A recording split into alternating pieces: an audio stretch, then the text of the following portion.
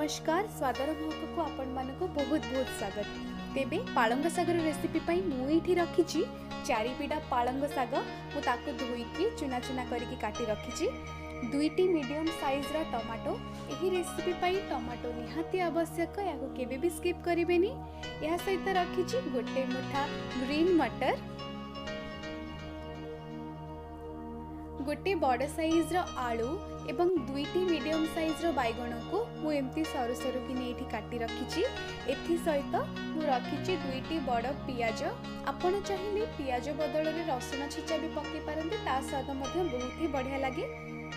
गोटे चमच सोरिष एवं 2 ରୁ 3टी सुखिला लंका। आपण चाहिए यहा सहित कंचा लंका मध्ये व्यवहार करि पारंते।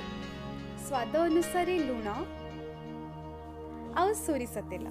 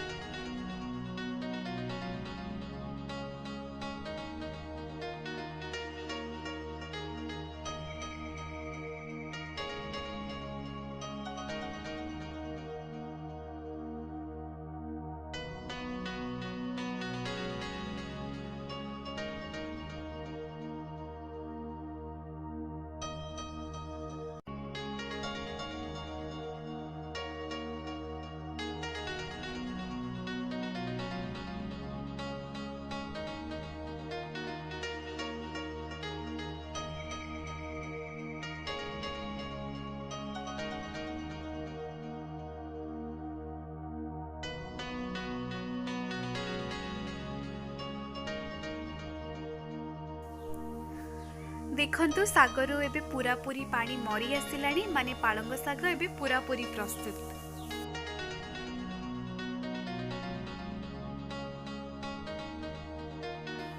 जदि आपनकु मोर एही रेसिपीटी भल लागिछि तेबे मो चैनल को लाइक, सब्सक्राइब और शेयर करबा को जमार भूलिबेनी। धन्यवाद।